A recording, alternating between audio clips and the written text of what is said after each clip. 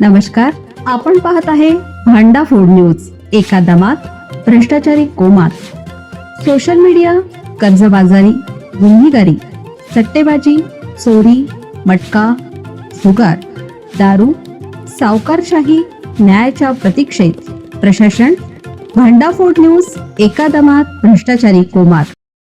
कोल्हापूर जिल्ह्यात 72,000 जणांचे मोफत रेशन बंद. राज्य शासनाच्या मिशन सुधार योजनेअंतर्गत जिल्ह्यातील 34,838 कार्डवरील सुमारे 1,37,000 लोकांचे रेशनवरील मोफत धान्य बंद केलं जाणार आहे. त्यापैकी 18,004 कार्डवरील सुमारे 72,000 जणांचे धान्य शुक्रवारी बंद झालं आहे. रेशनवरून अंत्योदय आणि प्राधान्य कुटुंब योजनेअंतर्गत पात्र लाभार्थ्यांना मोफत धान्य दिलं जातं. मात्र या योजनेचा गरज नसणारेही फायदा घेत असून त्यामुळे गरजूंना धान्य मिळत नसल्याने राज्य शासनाने मिशन सुधार योजनेअंतर्गत रेशन कार्ड धारकांची पडताळणी सुरू केली.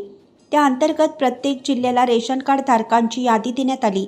त्यानुसार या कार्ड धारकांची पडताळणी करून कार्ड मोफत धान्य देण्यात येणाऱ्या प्राधान्य कुटुंब योजनेतून वगळण्याची प्रक्रिया सुरू करण्यात आली.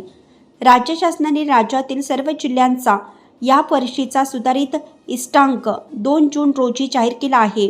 त्याबाबत आदेश जारी केले असून त्यात कोल्हापूरचा अंत्योदय कुटुंब इष्टांक 759ने तर प्राधान्य कुटुंब योजनेतील 13,266ने इष्टांक कमी झाला आहे. नव्या सुधारित इष्टांकानुसार अंत्योदय योजनेतील 51,578 कार्डवर तर 23,30,289 लोकांना मोफत धान्य मिळणार आहे. गतवर्षी अंत्योदय योजनेतील 52,337 कार्डवर तर 23,43,555 लोकांना हे धान्य दिलं जात होतं.